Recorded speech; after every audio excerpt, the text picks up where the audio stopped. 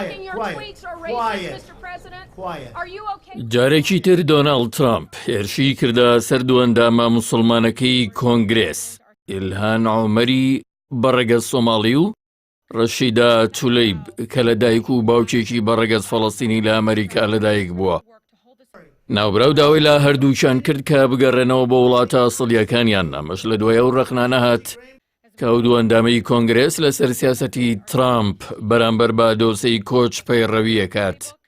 سەرۆکی ئەمریکا لە نووسینێکدا لە تۆڕی کۆمەڵایەتی تویتەرەڵێت زۆر نامۆیە کە ئێستا ئەندامانی پێشکەوتنخوازی دیموکراتی کۆنگرێسە بینین کە لە وڵاتانەوە هاتوون کە حکوومەتەکانیان کارەساتی تەواو گشتگیرن و خراپترین و زیاترین گەندەڵیان هەیە و ناشایستەترینن لە جیهاندا.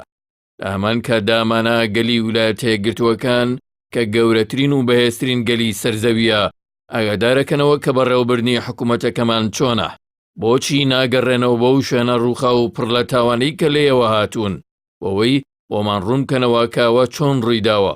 لە درێژەی نووسینەکەیدا دەڵێت ئەو شوێنانە پێویستیان با یارمەتیدانی ئێوەیە نابێ بە خێرایی وازی لێبهێنن. من دڵنیام کە نانسی پیلۆسی سەرۆکی ئەنجومەنی نوێنەران زۆر کامەران دەبێ بۆ بە خێرایی ئامادەکردنی گەشتی خۆڕاییتان. ئەو یەکەم جار نییە کە ترامپ هێرشەکاتە سەر و دوو نوێنەرە موسڵمانەی کۆنگرێس. پێشتر ترامپ داوای کرد لە ئیلهان عومەر دەست لە ئەندامەتی کۆنگرێس بکێشێتەوە بۆ ئەو لێدوانەی کە ئەو بەجایەتی سامی ناوی بردبوو. ناوبراویش وەڵامی ترامپی دایەوە بەوەی کە تۆ بە درێژایی ژیانت با ڕق و کینە بازرگانیت کردووە بەرامبەر بە جوولەکە و موسڵمان و دانیشتوانی ئەسڵی و کۆچەران و ڕەشپێستان و ئەوانی تریش.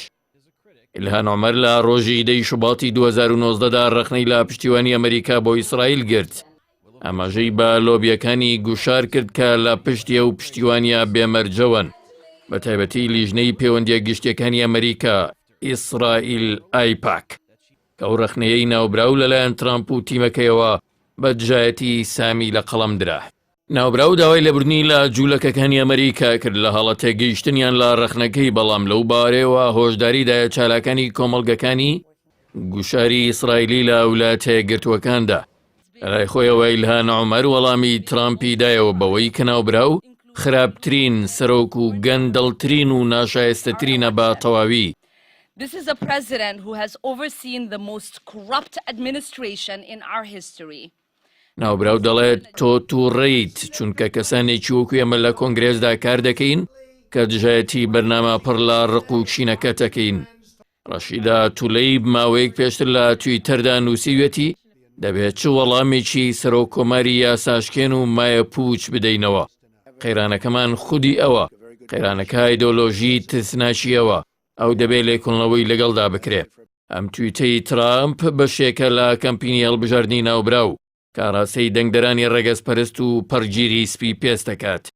جارێکی تر ناڕەزایەکانی بەرفراوانی خوڵقاندەوە چونکە هەریەکە لە ئیلهان عومەر و ڕەشیدا تولیب لە بازنەی هەڵبژاردننی خۆیاندا بەهۆی خزمەتە گەورەکانیان بە هاوڵاتیان خۆشەویستێکی جەماوەری گەورەیان بۆ خۆیان تۆمار کردووە.